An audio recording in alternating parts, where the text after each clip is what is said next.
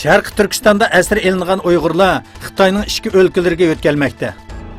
Eng yangi uchurlarga asoslanganda Qashqarda atalmış tarbiyalash markazlari nomidagi turmalarda tutib turilayotgan Uyg'urlar bir tarafdan sud ochilib qamoqqa hukm qilinmoqda, yana bir tarafdan Xitoy o'lkalariga yo'tkalmoqda.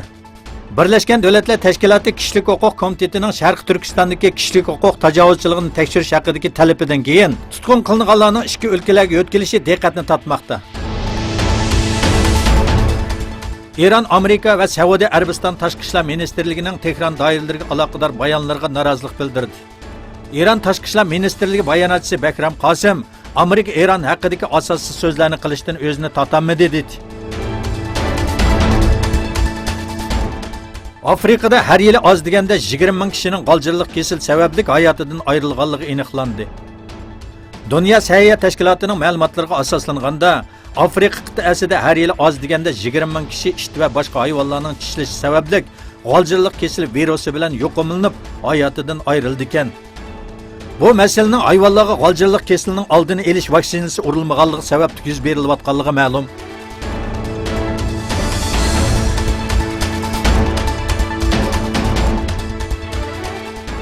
Indoneziyadagi yer tavras va dengiz toshqinida 384 kishi hayotidan ayrildi. Taxminan 17 ming kishi tarqoqlashtirildi.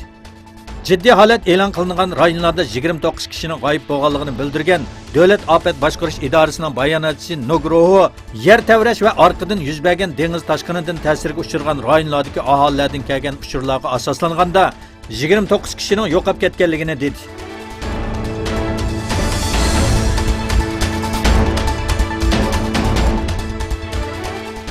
Amerika Aviatsiya va Olam qatnash idorasi NASA SP1 deb nom berilgan bir kichik sayyoraning yer shariga yiqilishayotganligini e'lon qildi.